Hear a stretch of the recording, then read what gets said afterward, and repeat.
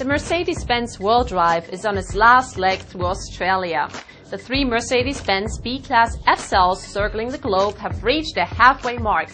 15,000 of the total 30,000 emission-free kilometers, or 19,000 miles, are already behind the Mercedes-Benz F-Cell Drive. Christian, the drivers of the cars, got to see a wide range of landscapes, vegetation and wildlife in Australia. Hi, I'm Anita Anthony and you're watching Echo Track. Appearing out of nowhere, Christian caught a glimpse of a lone figure pushing a small cart. Was this just a mirage? Of course, Christian's curiosity got the better of him and he had to stop to get the scoop. When a friend of his died of cancer, Andrew made a decision. He sold his car, his house, and off he went to go all over Australia and raise money for the Cancer Council. Roughly 16,000 kilometers in 18 months. This is something I'd been thinking about for a couple of years, and I decided that I was going to go for it, and I had to make a lot of sacrifices, and here I am today. So I'm glad I did anyway, and I wouldn't change it for the world. Andrew's way of living is quite sustainable. A tent, a sleeping bag, a photovoltaic cell that charges a small battery for charging his phone and iPod. Water, food and protein powder for his leg muscles. That's it. With no fixed schedule and no fear of being out in the woods every night. Ross Savage, solo ocean rower, environmental campaigner and author, was the first woman to row solo across the Atlantic in 2005. And in 2010, she rowed solo again across the Pacific, covering a combined total distance of 11,000 miles in a 23-foot rowboat. Her mission: rowing to create awareness and inspire individuals to take action on the top environmental issues facing the world today. Christian caught up with Ross just before her launch from Perth to Mumbai, India, where she will row across the Indian Ocean. There was a time when Ross had a career as a management consultant, a husband and a sports car. But one day she wrote 2 versions of her obituary. One that she was heading for and the other that she dreamed of having. So she felt it was time for a change. Fast forward 10 years later in Perth.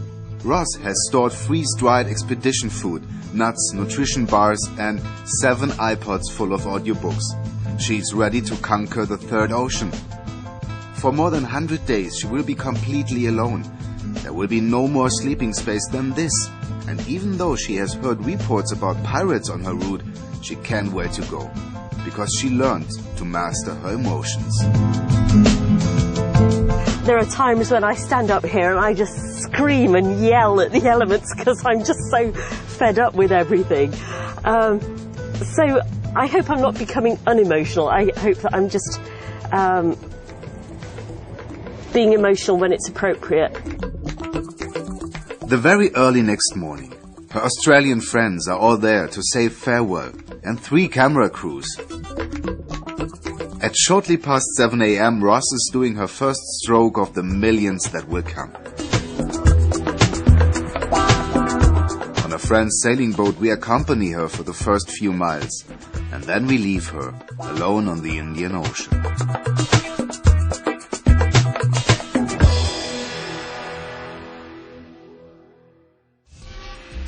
The F-Cell Drive team also got a taste of solitude driving through the desolate landscape. When the 3 B-Class F-Cells reached the outback, for the first time the F-Cell World Drive was incommunicado with the rest of the world. So Australia was certainly another highlight of the F-Cell World Drive.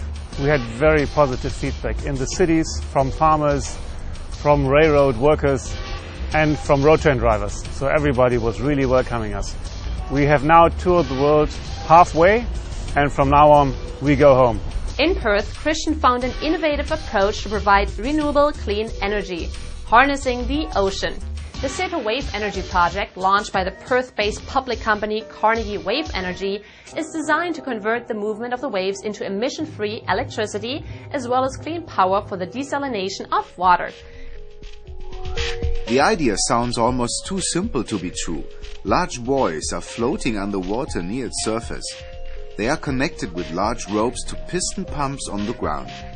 The movement of the waves pushes the buoys back and forward, and the pumps on the ground create a pressure in a water pipeline, that goes to the land and powers a turbine there. But as often is the case, the completion of this idea is quite complex because of corrosion, tides or storms.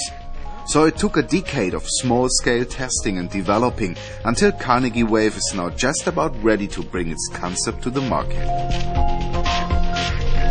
Wave energy is cost competitive, and the reason it can be is because of the high capacity factors. Because it's a highly available resource, you can get a lot of generation out of a megawatt and a consistent, predictable generation, and that means you can design cost effectively. There's an enormous potential. The World Energy Council estimates that the actual theoretical amount of energy in the oceans is roughly enough to power the world twice over. Junkadelic is a community arts group dedicated to bringing together funk music and culture with a focus on environmental sustainability to young people. At the core of Junkadelic group is the street percussion performance group known as the Funk Junkies. Christian sat in on their rehearsal. And what more should I say?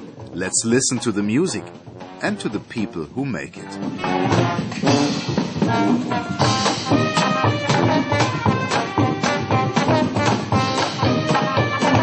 Our main aim is accessibility of the music, so by using recycled instruments it means anyone can play it. They just have to go down to their local tip, or even off the side of the street they can pick up bits and pieces and make an instrument, make a drum and start playing. As long as the sun shines we can go out into the street, and we are the venue. We don't need a venue, we can just find a street corner and we'll have a 15-piece band, funk band, playing on the street corner.